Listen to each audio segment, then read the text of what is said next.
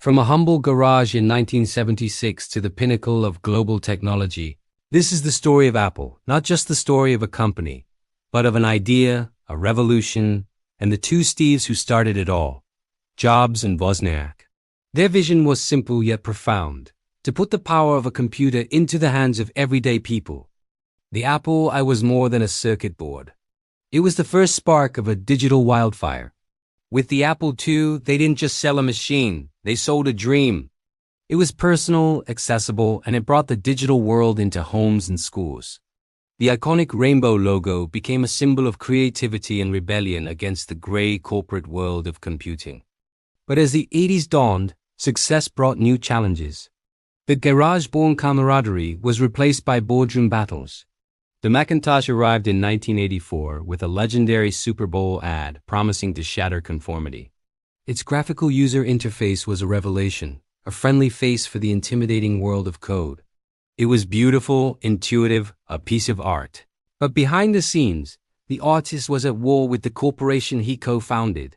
The conflict between Steve Jobs' uncompromising vision and the board's pragmatism reached a breaking point. In 1985, the unthinkable happened. Steve Jobs was ousted from Apple. The wilderness years for both Jobs and Apple had begun. Jobs poured his energy into Next, creating a powerful but commercially unsuccessful workstation. And he funded a small graphics group that would become the animation titan Pixar. Meanwhile, Apple, without its visionary leader, began to lose its way. It churned out a confusing array of products, lost its market share, and its innovative edge dulled.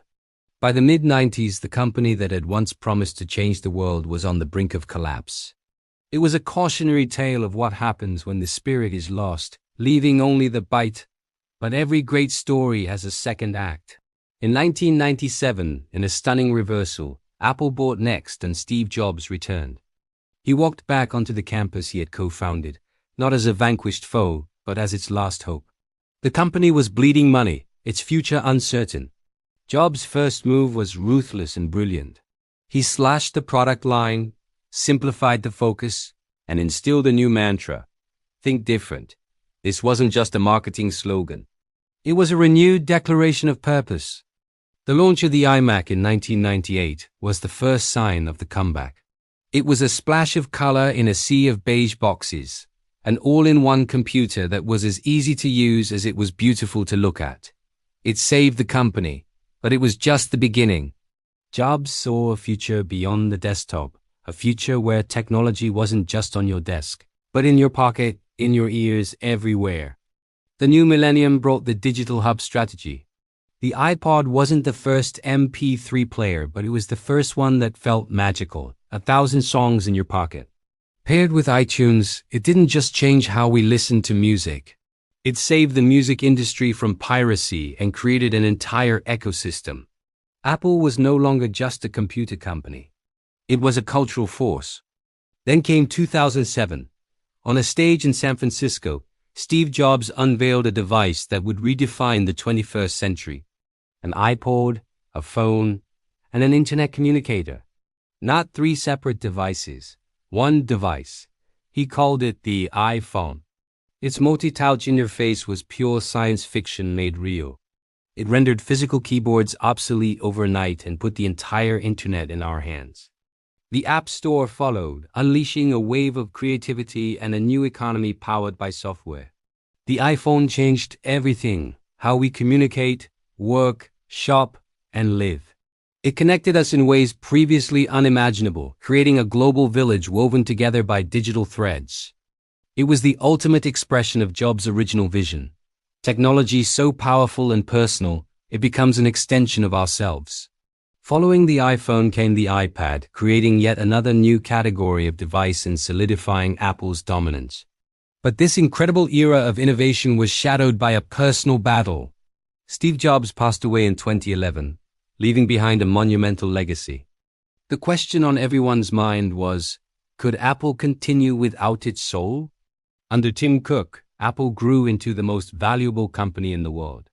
It refined its products, built a massive services business, and continued to push the boundaries with creations like the Apple Watch, turning a timepiece into a guardian of our health.